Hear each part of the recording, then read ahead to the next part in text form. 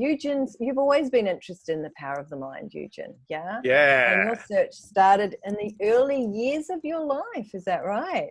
Yeah. I was I think 9 or 10 years old or whatever, but it was more in the, so to speak, paranormal and metaphysical side at the time, you know. And then it kind of translated into like mainstream power of the mind. Mainstream power of the mind. Fantastic.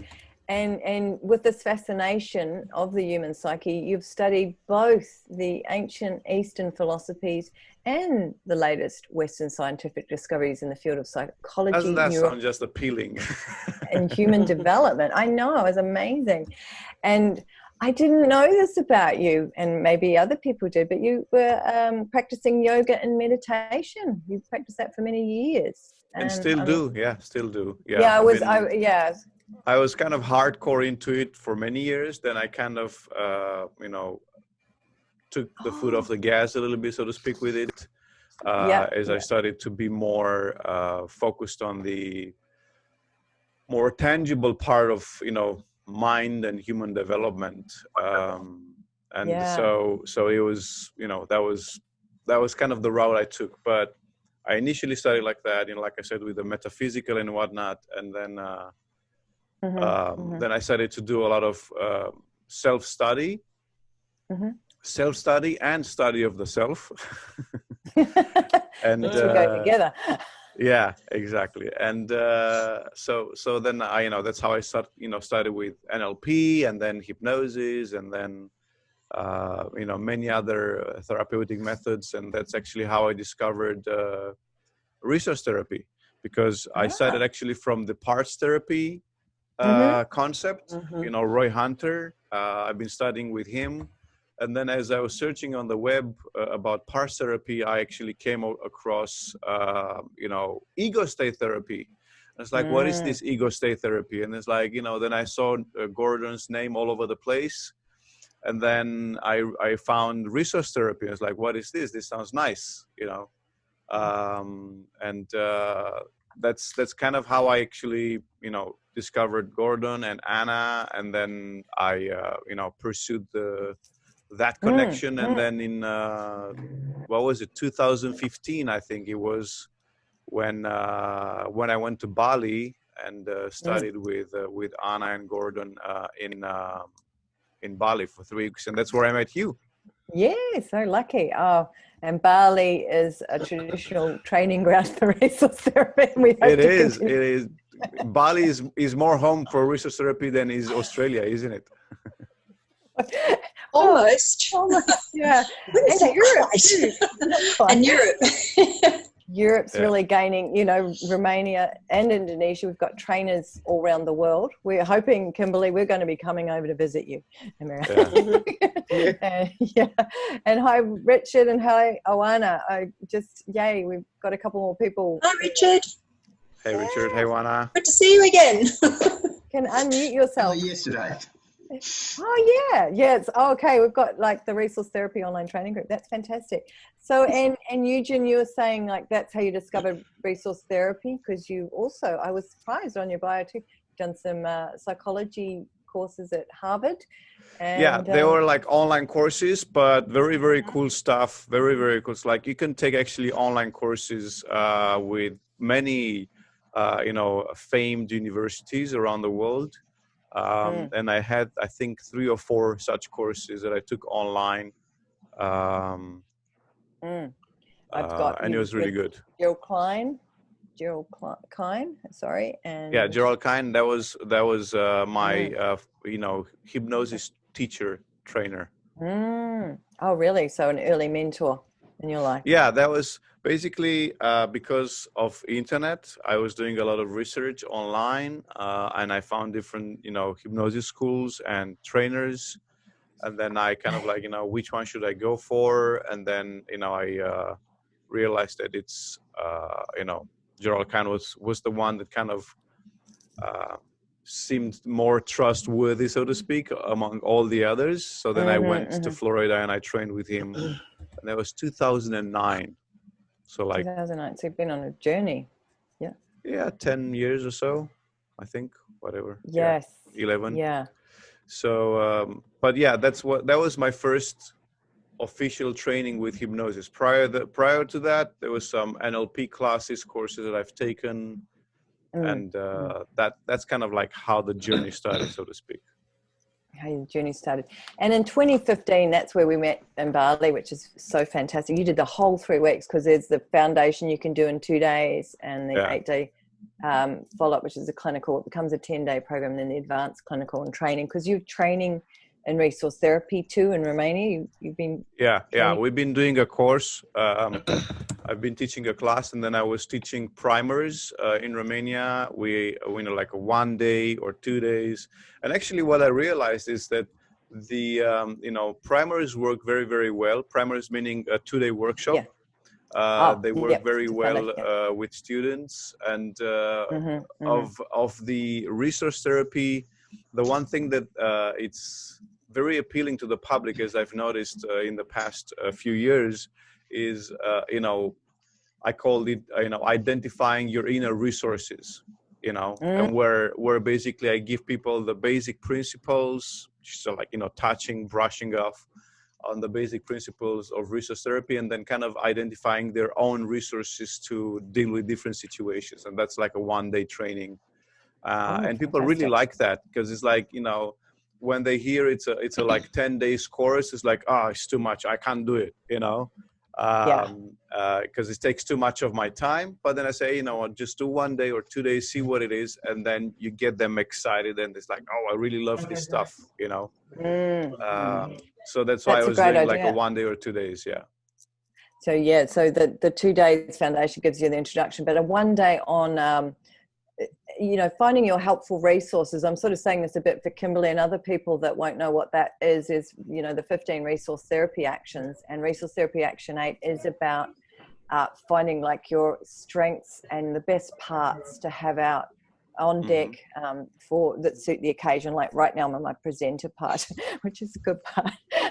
Look, my black shirt looking very nice.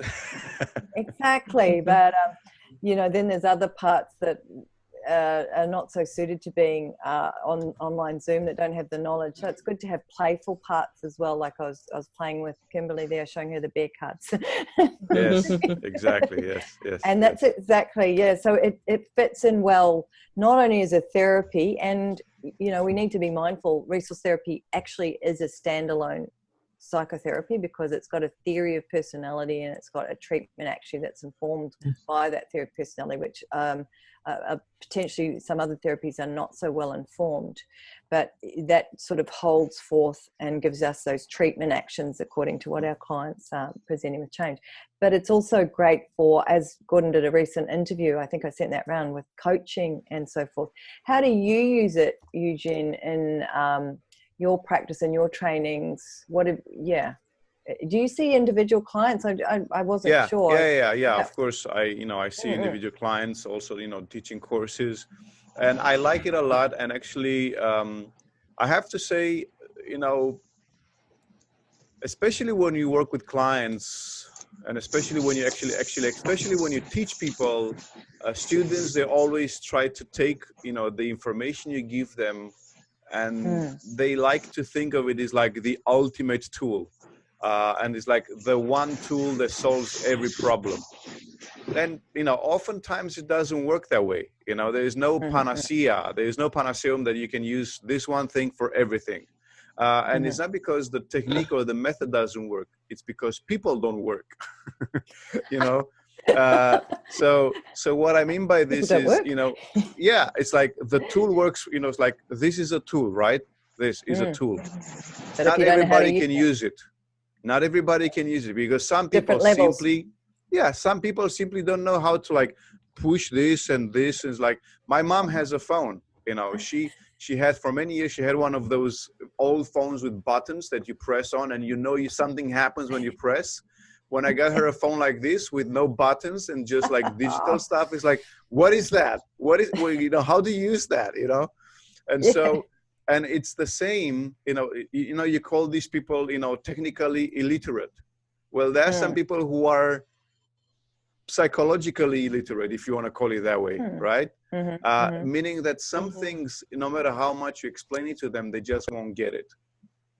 And I always get back to, and it's not because whatever tool or technique you're using is not powerful or effective. You know, resource therapy is super, super effective, and it's very, very fun to use it. But some people just don't go there. They just don't get it. It's like, it's beyond them, you know?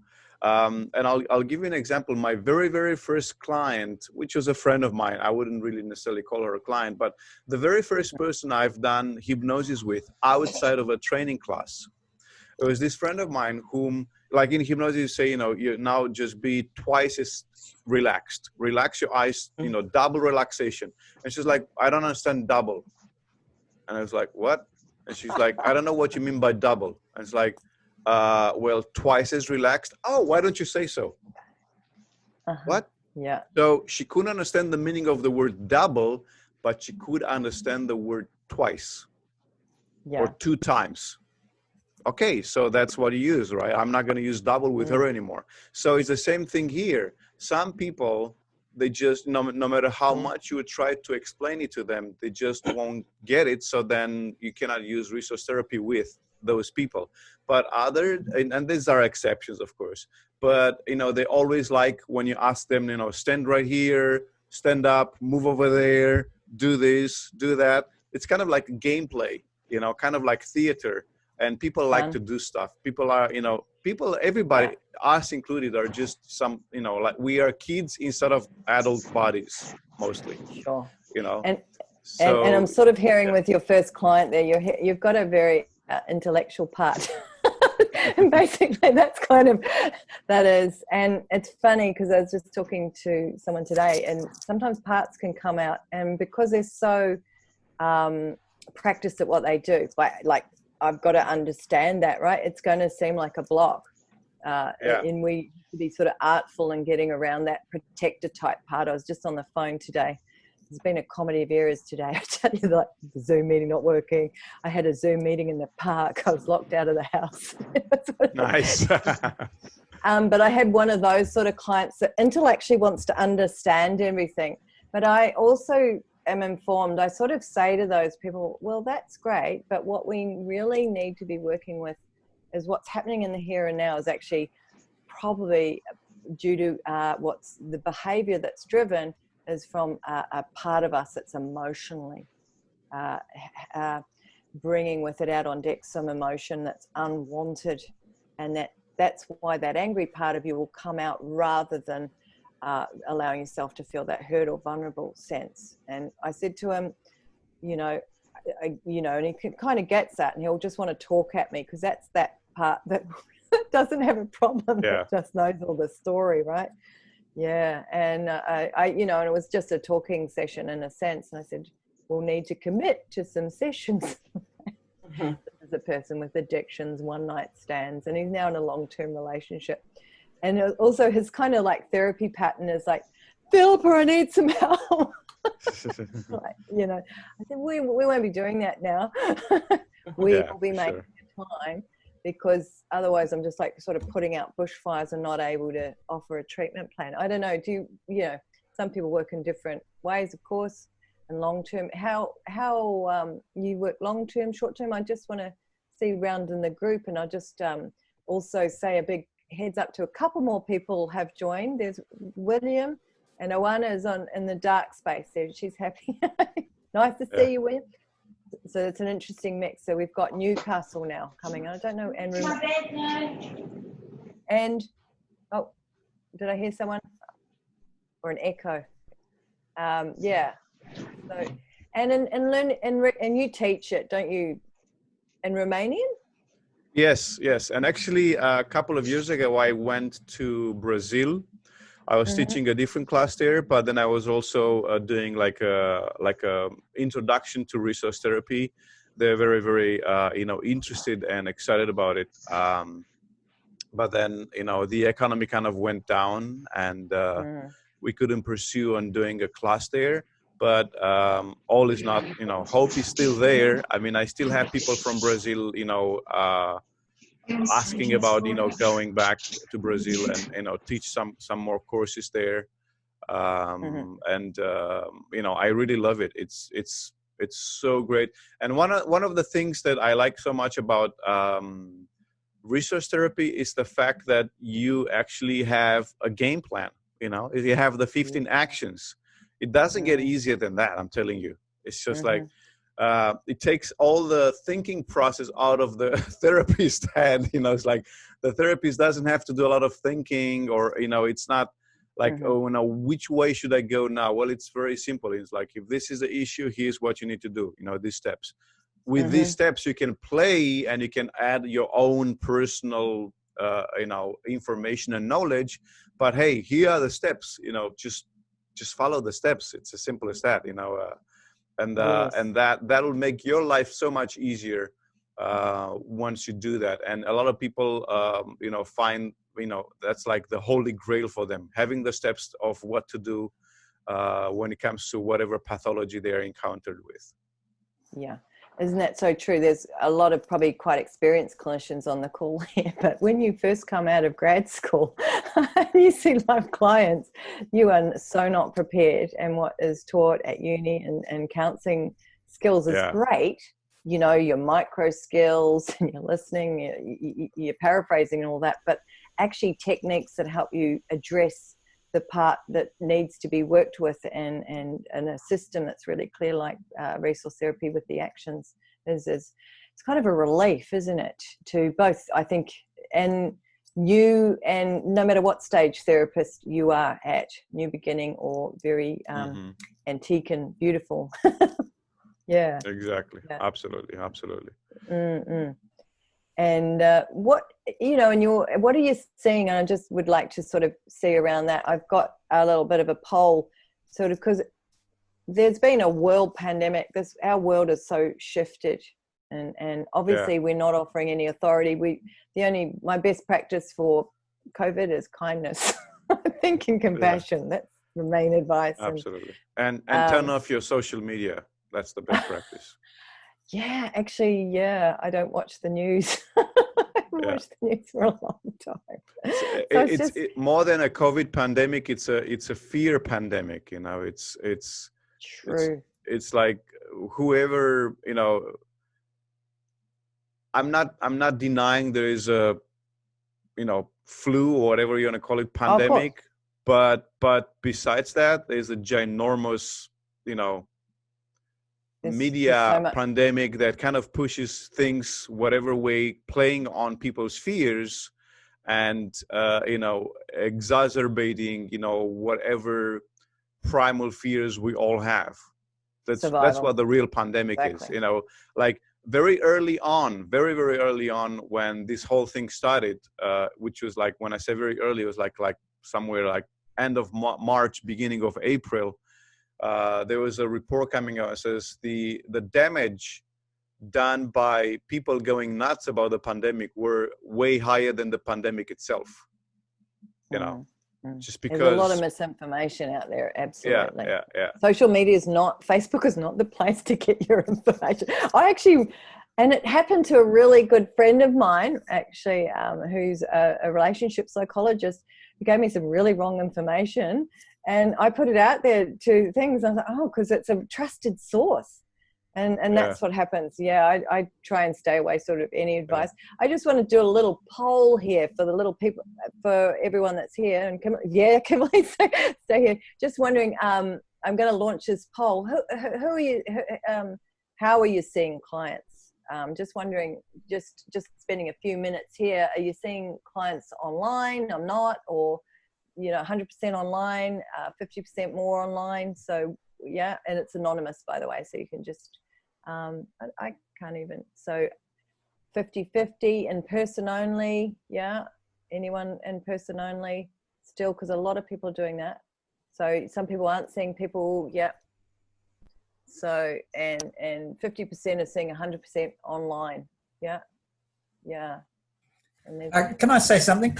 Yes. Will. Of course. And I know I'm wondering about parts, and perhaps my part in this, but I certainly hear, Eugen, what you're saying about the pandemic, but I guess I see it as a kind of an existential crisis, and I love. Who was it? The idea that this is a portal in some ways for us to rethink what we've been doing as the planet has headed, in a mad rush towards destruction, and that's some people consider that a very pessimistic view. I do so too. Yeah, and but the sense of being able to reconsider and even pull back and even pause for a while in this in the way we give us time to breathe and to think about things again. So I do think that although most of us might actually be okay around COVID, and by the look of me, I'm probably one most at risk here in terms of my age, but that there are parts of the world that are going to be profoundly affected, and particularly the poverty people who are less well off than those of us in the first world. And as they say, that in terms of the world's developmental goals, for the first time since records have taken, they're going to go backwards, and the people who are suffering most are the young and those in poverty. So, that's just another perspective. And yes, there's people's. It's, the perspective, my 2 cents here is the perspective. Each one's perspective is basically our own truth. Things are happening the way they are, and if it's happened, my own belief, my own perspective, if this happened, then it was supposed to happen. And it's not so much of what happened, but what we do with it that counts. Whether that all that does, whether you believe you're right or wrong, you're always right. It's kind of the same thing here. It's like if you think that the world was going towards a dark path or whatever, well, my own thoughts in this is we only advance through dark ages. We never advance through peachy ages. That's the way it is. That's what history teaches us. It's only you're right, actually. And after a war, after something like that, we have massive upturn and technology and kind of a coming together from out of the darkness too. I was seeing that in this time as well, kindness. I'm not saying that this is a good thing. Don't get me wrong. I'm just saying that of course not. It's really what we make of it. All right. So there is this thing happening. Okay, how do we use this to make our life better? There's a guy I follow and I admire, deeply, Neil deGrasse Tyson. He's an astrophysicist from US, and this guy is like, the thing. Not so just so I say the nice words. He is so nice. He is the bomb. So he's really smart guy, and he said, one of his presentations said, when people see an asteroid coming, most people are like, oh, how can I run and hide under a rock so it doesn't hit me, right? That's one way of looking at things. The other way is like, oh, how can I divert that? What can I do to make that work for me rather than run away from it? And this is exactly, these are the two types of people that you see in the world. Most people, they run away like rats, trying to hide, trying to, grab stuff, trying to, huddle up, trying to get everything so they protect themselves, but they are just sitting ducks. And then also in my own perspective, these are the people who say they should have done this. They, not me. They, whoever they are. Those are the people that brought out the toilet rolls in Australia. Yeah, exactly. Like the government, the police, the XYZ, the others should have done something, which is really me. What can I do? What can I do to make this a better place, a better thing? That's how I look at it. And that's why I said the media was feeding off on this. Yeah, the media was feeding off on this and was basically sustaining this, mass hysteria, because that's what it is. It's a mass hysteria, and they're just supporting this. So from this mass hysteria, you do have varied with fear. Anxiety. You do have retro, behaviors and so on coming out. Coping. We can go online now. The shopping addiction's gone right. Yeah, exactly. That's what it is, In some ways, and I do find, because actually William is a wonderful imago couple therapist from Newcastle, and I'll put something up a little bit later on what William's offering too. But couples are also sort of in lockdown, and I noticed that in my relationship, you just we're not having the same stimulation of being able to get out there, and we so and you just get a little bit shorter the things, and I was just like Jim said, it's so cool and it's so right. It's now the world is constantly hit with pandemic. The only difference is it didn't hit home until now. That's the only thing. It's like, people say, hey, you know what? There is a pandemic happening in Africa or in Asia. So what? But if it happens in Spain or Italy or the US, oh my God, it's a pandemic. That's it. It's like, how stupid is that? So, because this shows you who really runs the show. But I don't want to turn this into a political thing. I'm just saying pandemics happen all the time, and it's part of our everyday reality. That's what it is. Absolutely. And wars and civil war, and a lot of horrible things. Serious. Interesting. So I'm just noticing in the chat too. I can see that flashing up, and Jim has asked a really interesting question. So let's kind of dive into that. Yeah, let's do that. Thank you, Jim, for the question. Jim, would you like to read it out to us, because it's your question, please? Yeah, do you feel, and however you want to rephrase that. There you go. Yeah, it's not something I know about, but I kind of have looked at kind of a blog about Eugenian therapy. Yeah. And one of the things I know he talks about, I think the word is core self. Centrum, that's the word. And I was just wondering, I'm not sure that we have an equivalent, or there's an equivalent in RT, and wondering, is it a great concept? Is it really useful? Is it? Well, yeah. And just think generally, anything you will tell us about it would be curious. Yeah, for sure.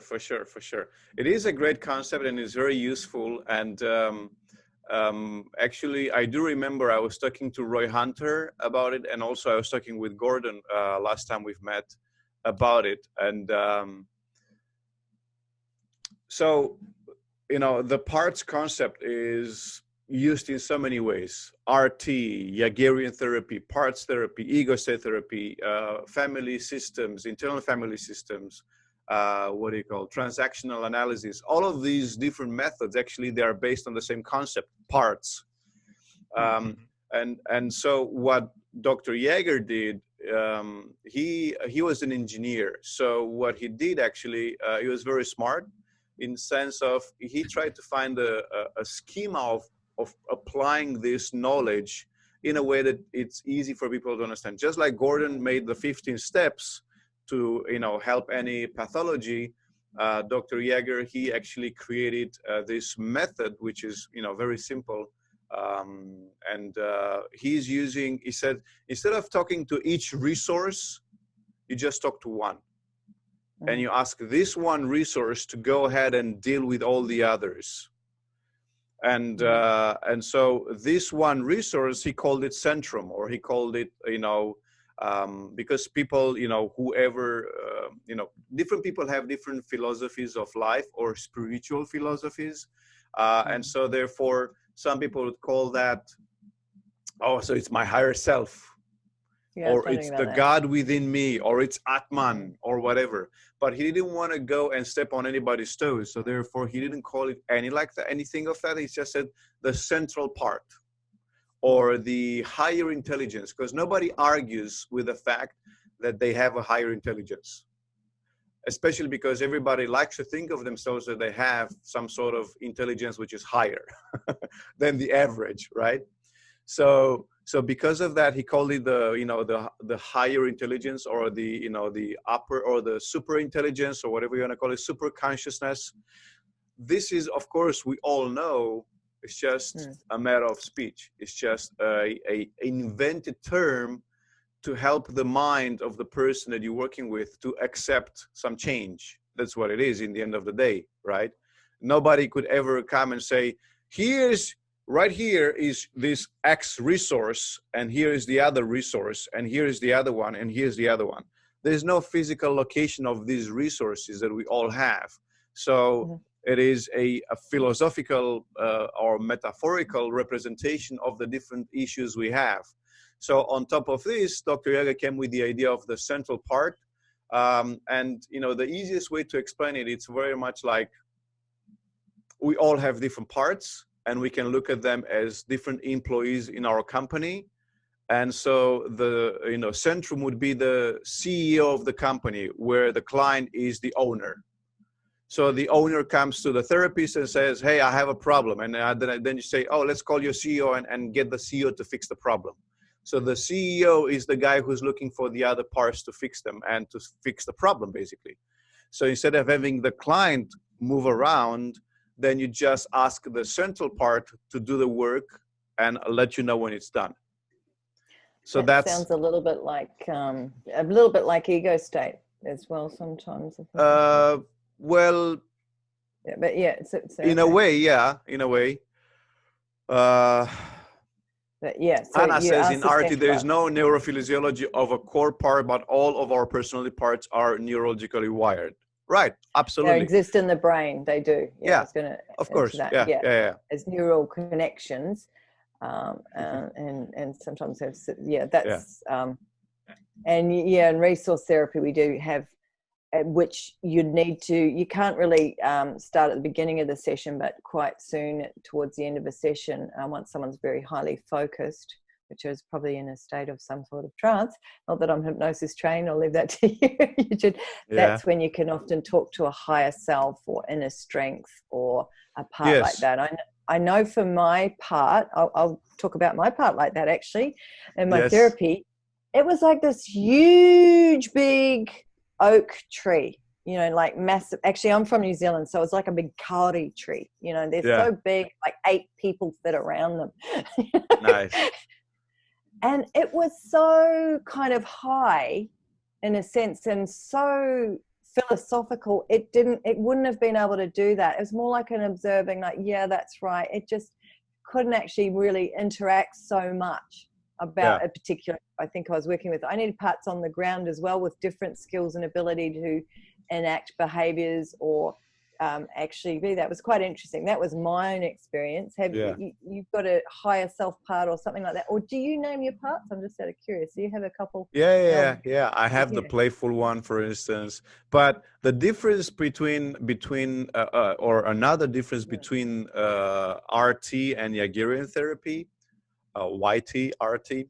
Another difference would be that, for instance, with Jaegerian therapy, this central part, it's not necessarily a spiritual one. No. And it's kind of like a 911 kind of a thing, like you have in the US 911. It's kind of like the emergency service, but it's not just for emergencies. So basically this part, it never comes out and says, hey, I'm the higher part. It only kind of like responds if you call on it directly. And if you don't, it's just going to be there. It's just there. It's just, the observing part, if you will. But, the very meaning of observing means not interacting, not taking the microphone to speak, not coming up and say, hey, let me tell you how to do this. No, it's not doing that. And this is, again, from this philosophy, that's what I'm saying. It's it's like if you ask for it, it's gonna answer. But if you don't ask it, it's not gonna answer. So sometimes it's a bit obscure like that. Yeah. and we do a thing in resource therapy called parts mapping, where you start to get to know that, and that might be a part that knows a lot of different parts, because I'm aware like William probably doesn't know about so much about parts, and I'm thinking it's a little bit like IFS manager parts, but so in resource therapy it is, we're lucky because in a sense I like the concept of that we can have child parts. And what's very different to ego saying, we don't want to grow those parts up, because I love having a part that if I'm sitting on a swing or, you know, on Chris's knee or whatever, he's bouncing me up and down. There's like a 4-year-old that comes out. Yeah. I can't help myself but like actually feel that energy and it's great to have a playful part.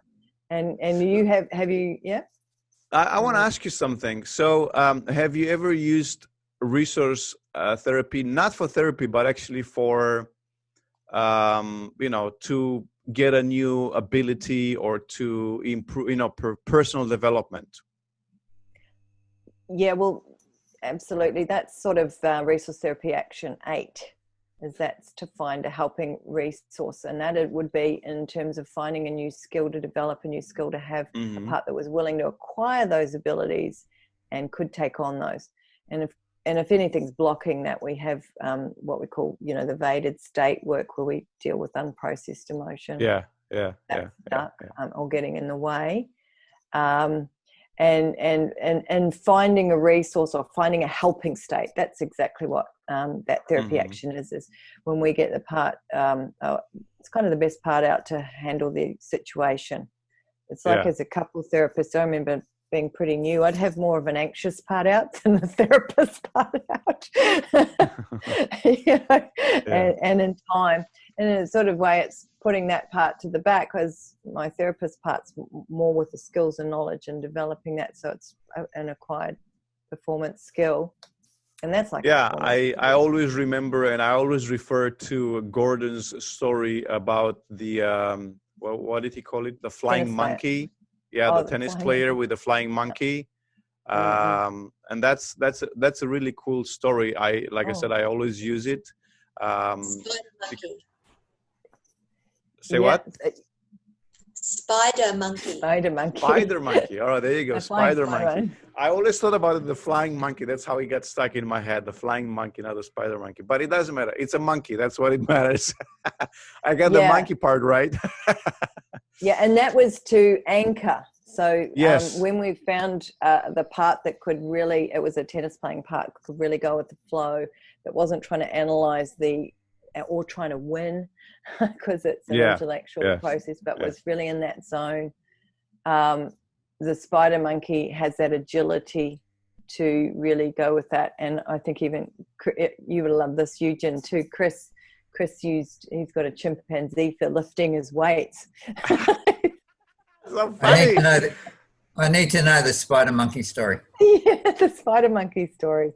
Well, in resource therapy, what we do is we find a totem sort of animal to help bring a resource state to the surface and hold that surface at the preferred time.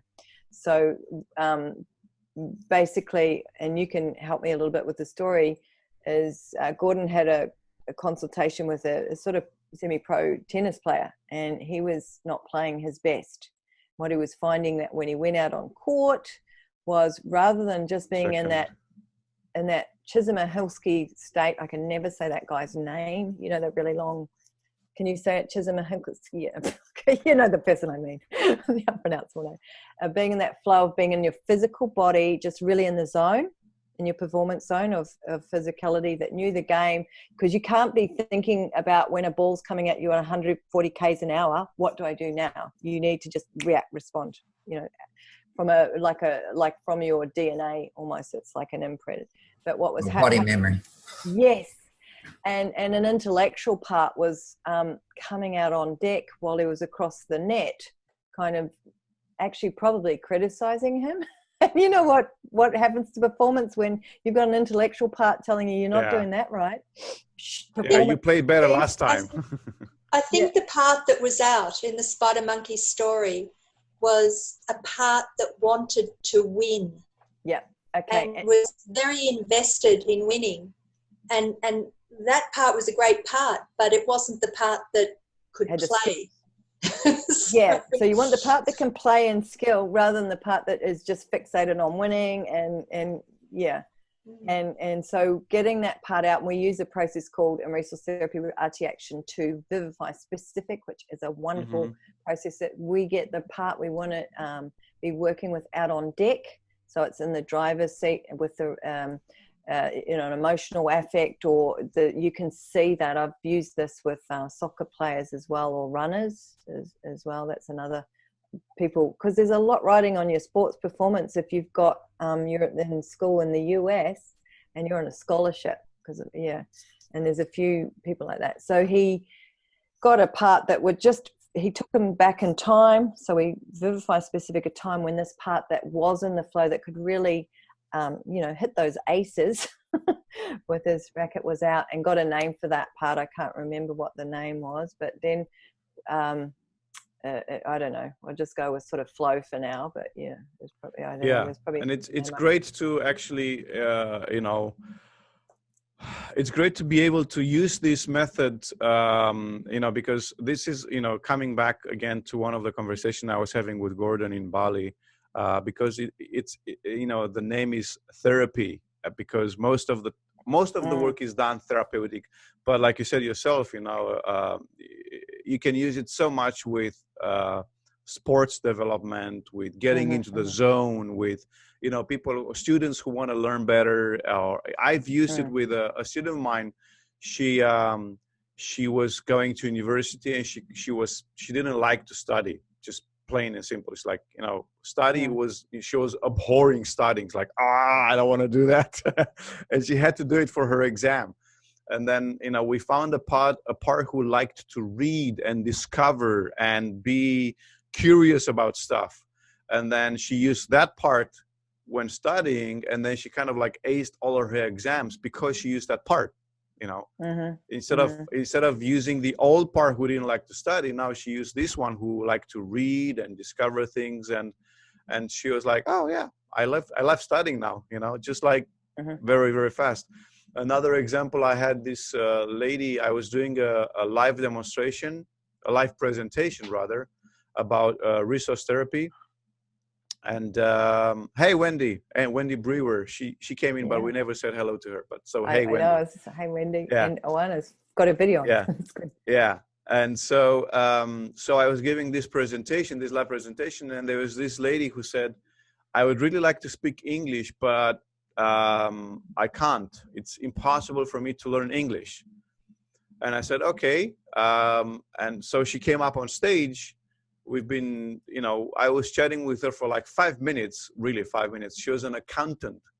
So we found another part, and within 5 minutes, she basically was speaking English with me on stage. No problem, no nothing. She was just like, broken English, because she didn't have the words with her or the accent, but she was speaking English. Whereas until now, 5 minutes earlier, she wouldn't do that because she'd feel so, I don't know the words, I don't know how to speak, I don't know the accent, I don't know anything. Now she was suddenly speaking it because she was taking classes in English, but she couldn't put two words together.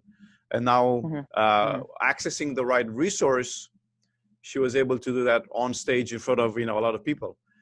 So that's why I love it. It works really, really fast, and it's kind of like a play, like a game. And people like to play games. They do, and people like to have fun. I like, especially because I deal with a whole range of people, from worried well to highly complex, traumatized folk. And, people really get frightened, like, I'm going to have to be talking about this, that, and the other. And I was like, no, I just was working with a young woman in her 20s, and she's referred from victim services, but said, I've just started talking about the salt, but I've seen her like 5 sessions, and we haven't actually done any work yet on that because we haven't needed to. And what's actually what I love about resource therapy, it dives in and deals with probably the root cause of what causes our PTSD in the here and now, as family systems and healing those inner rifts. And it's a very integrative process, because when we've got all those parts working and communicating, cooperating, collaborating together, it really flows, and it can feel so much like a psychological, emotional zone in that Zen. Well, as you were saying that, I was thinking about sort of the psychological idea of state-dependent learning too, when you've got the right state out that's learned. Exactly. And get a name for it, so then you can actually bring that out, that part that you need to be accessing at that times. And with the spider monkey, just going back to finish that little part of it, that's an anchor, and that's a complementary action of resource therapy, so that it helps kind of further anchor and that skill, having that idea of an animal or an object or a symbol. Even I think I had someone with a symbol. Whatever people use, it's very powerful. In that. Whatever helps them get back to that resource fast and reliable, and this is actually one issue I encountered many times when I was teaching resource therapy or when I was working with clients, because they try to find the right one, or what is the correct one. There's no correct one. Whatever works for you, that's the correct one. People are trying to hey, what is the correct what do you call it, representation? What is the perfect one? The perfect one, the one that gives you results, that's what the perfect one is. Yeah, that's true. And sometimes people struggle to have, because they haven't had a sort of model of that, a working model, if you like, an internal working model. God, that's a bit psychological, but don't worry about that. And if they don't have that, because they haven't had someone who's caring or compassion in their life, they will know perhaps even a figure in society. I'm sure you've got your mentors emotionally, Eugen. We've all got them spiritually. I was thinking one of mine, not a mentor, but like a figurehead of someone who's really amazing. That would be probably Oprah. There's a woman who went through such adversity, and she allowed that and shared that and has gone through that, and the compassion is so deep. So if someone was to talk about the qualities she has, that is kind of their ideal in a sense. And there's two questions to the find resource action: how do you want to feel on the inside, and how do you want to act on the outside? So it's always kind of self-defined.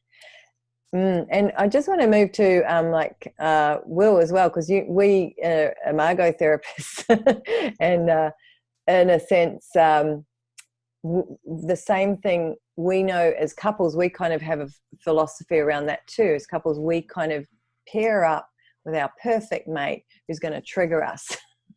And bring out the parts of us that have the unmet needs, our lost or adaptive parts. And I use Imago and resource therapy quite neatly together, because they work kind of well like that. And we see that in our rooms with reactive couples, because it's so interesting how a couple can bring out their partner's well, it was very funny. Somebody had a joke about it. At the end of this pandemic, there only be two types of men: the ones who separated and the ones who have a statue.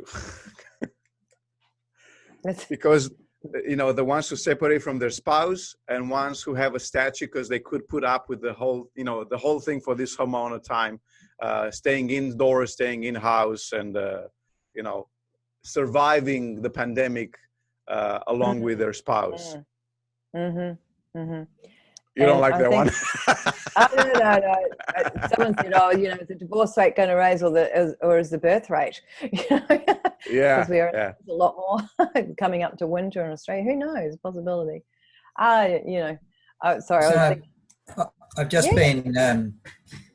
There's a number of things that come to mind, but certainly the idea of, in relationships, when there's difficulties, and obviously, we get caught in our parts, or in our shadow sides, or in our lost parts. And I really like the idea that the shit that happens in relationship is there auditioning to be compost. That it's those very things that come out that, that we're there to grow, to evolve. And for those parts of us that are kind of get caught, to be able to become more conscious.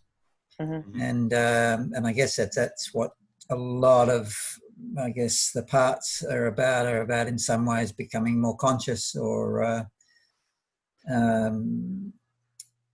even, I mean, I occasionally use that notion of the drama triangle with the victim and the two up positions of the persecutor and the rescuer, and how, as people kind of travel around that, they're often caught in those parts as well. And I guess the question is, maybe that idea of the centrum, how do you step out of that, except with a kind of a bigger self or an observer self that can see that you're there? And I don't know what the thing is, that a lot of, especially around during these times, we are faced with so many issues of ourselves, of our own, and also of our close friends, partners, spouse, and so on. And also the issues that the entire society as a whole is confronted with. And it's like, which one do you pay attention to? Which one do you focus on? I gotta work, I gotta go and feed the kids. I also got my own stuff to deal with. I also got your stuff to deal with. How do I prioritize?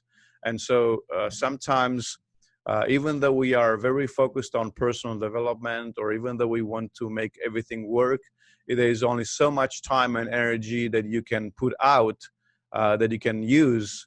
Where are you going to use it? Because there are so many problems, hitting you from all directions. Which one are you going to focus on? Which one are you going to solve first? That's the issue. And especially this happens, especially in couples. It's like, I deal with stuff at work, I deal with stuff at home, I deal with stuff with you. How can I juggle with everything so everything works out? It doesn't, and sometimes you're going to take a fall, sometimes they're going to take a loss, sometimes it's going to work out. Well, we're sort of in the relationship saving business. On that, I'm going to just share my screen a bit. Let's get me to the right thing. And because Will is offering a couples therapy workshop. Oh, where is it? I've got that. Okay, no, that was. Let me find it. Well, that's Terry Real. I was just trying to. Okay, here we go. Can you guys see that yet or not? Hang on, let me just pause. We can see your desk. You share. Can you see that? And you just. I've got to say that I like Terry Real's work. I think that he really calls the different parts that people get caught into. And it's kind of interesting, that notion of we're in the relationship saving business, because in some ways I think I'm in the evolution business, that we're here to evolve. And sometimes you can save relationships and sometimes you can't. And that people are in relationships in order to grow and in order to evolve.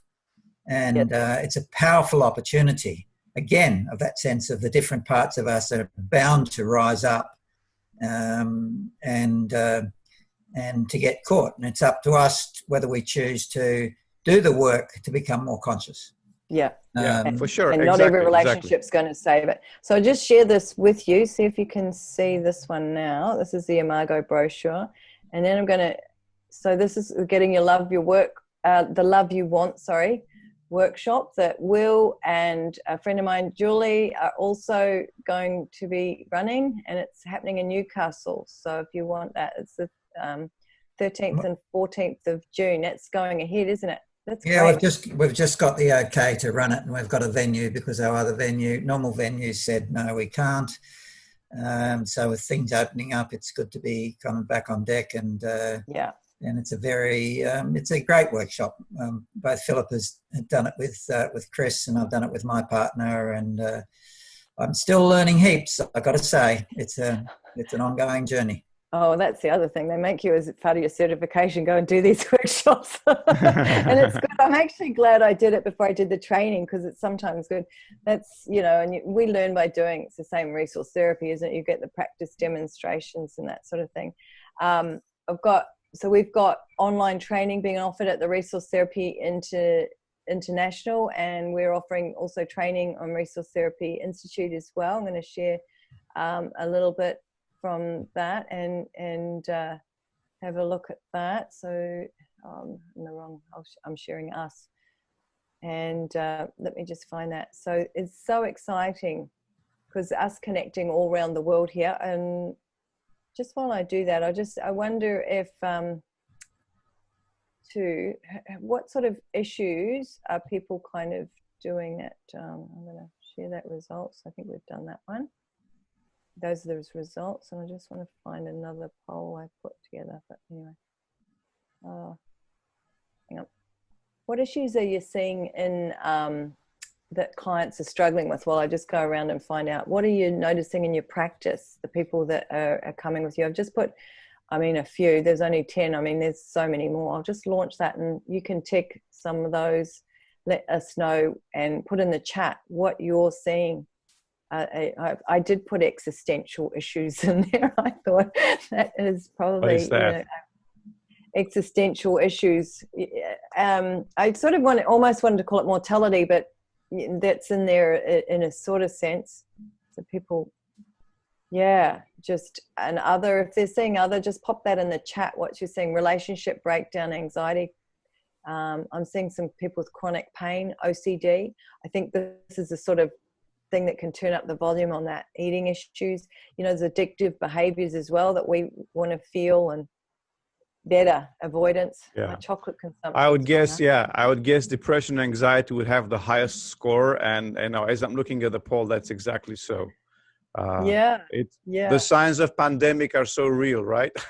Yeah, there we go. So I'll just share those with you guys. I actually put down, I was the person who put down other, because I kind of figure that, there's some pandemic, you know, people do comment on it, but they're basically dealing with human issues. They're dealing with aspects of the self. They're dealing with their daily struggles, and in some ways that hasn't shifted a lot.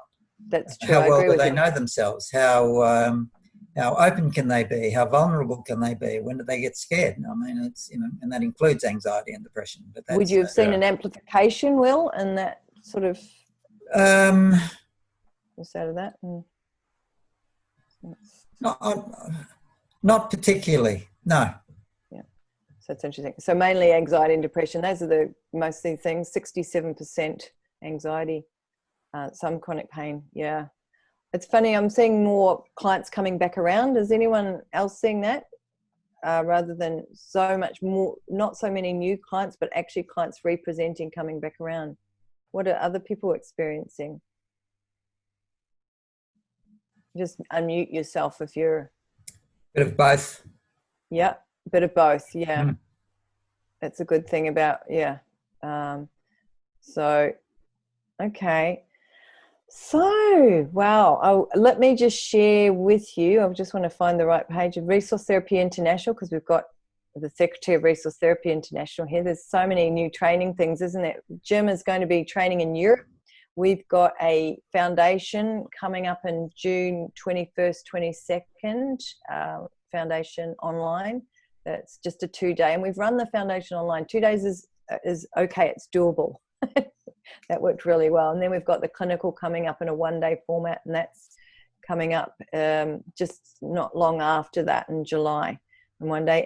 And Anna, you've been running the online clinical, and that's going amazingly well, isn't it? That's day 3 tomorrow. Yeah, that's going really well. We're running a second one that's going to be Aussie time and Europe time friendly, and Eugen is a trainer there. He's going to be taking day 9 of the clinical. Do you still want me to take it?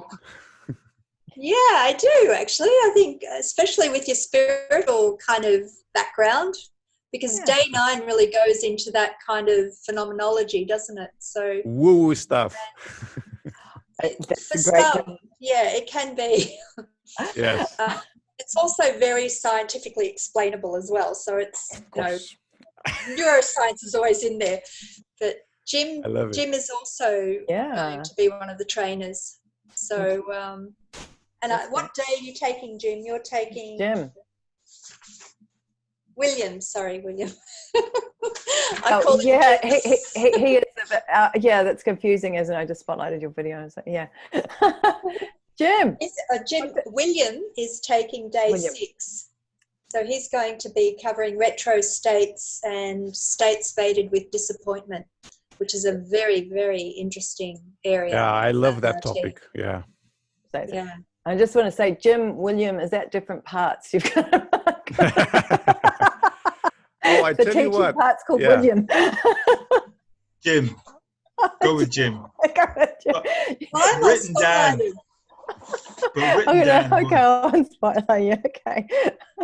As I have interrupted, I wanted to ask Eugen an observation about the Centrum business, yeah? Yes, Centrum business. The Centrum. So I just wanted to share this because it goes back to what you were saying about the way the choice of words can just transform something completely. So ordinarily, I can go along with the idea of Centrum and the wise part. Makes perfect sense and it's kind of usable. And I would never really have any particular interruption with it. Mm-hmm. When you then mentioned another metaphorical way of looking at it, the CEO, immediately you said that, I just thought, now I know in any company that information really is with the parts. The wisdom is in the smaller people and the smaller parts. And the CEO is the last person you would trust. And I just thought, companies. It's just a completely different take. And I think, and then I wondered, and I'm not sure that I can make the connection as clear as I think it might be, but there's something about you can, and this is a kind of a skillful maneuver, that you can give the wise part some space to operate, but you need to keep it in check as well, because otherwise it becomes authoritarian and religious. Well, right now you're not talking about the wise part anymore. Now, right now it's the employee in you talking right now. Yeah, no, but I'm saying, but that you can see a transition, yes, where some people believe that they have a wise part. It's not a wise part. It's an idiot. Yeah, and that's why actually take a step. There are so many articles out there.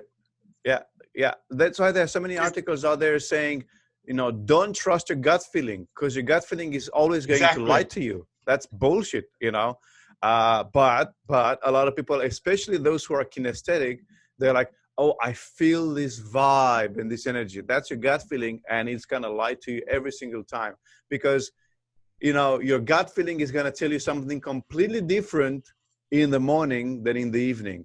If you have eaten or not eaten, if you had sex or didn't have sex. Based on all these different variables, your gut feeling is going to tell you something else. Absolutely. I'm with you 100%. And I don't know if they were Australians, but the guys that did that 3 brain stuff. Triune brain? Triune brain, yeah. No, not, but no, you have a brain in the stomach, which is quite powerful. And that's kind of biologically or physiologically a lot older. Those Australians, I'm telling you, those guys down under. And it has different functions. So so it's just survival. And then you have the heart brain. And so they work at different levels and they have different functions. Yeah. But still, that sounds very interesting. Yeah. You know what, Jim? Here's what I tell everybody. And I start with myself, and then I start with my students. I tell them, I don't care what label you put on it. I don't give a rat's ass what you call it. You can call it whatever. The only thing I care for is, do you have results? That's it. When the client comes in, the client doesn't know if it's a resource or another, if it's Vedic, if it's retro, they don't care. When you go if your car breaks down and you go to a shop, you don't care if they're going to use this wrench or the other, the plier or the screwdriver. You just want the car to run. And you just want them to use the right wrench. Yeah. You hope that they will be. Yeah. You hope that they will be, exactly. But in the end of the day, what do you care for? So if you have a toothache, do you care what drill they'll use? No, you just care that you have no more pain and you're going to stay healthy afterwards. That's all you care for. I just care that they don't use a big drill Or a loud drill. But Anna, big compared to what? Because if you don't have anything to compare, well, if you don't have anything to compare it to, you don't know if it's big or small. It's the drill. That's it. And you don't even know if it's a drill because it's that thing. I don't know what you call that thing. Like, like 20 years ago, the dentist had that machine that was going like, right?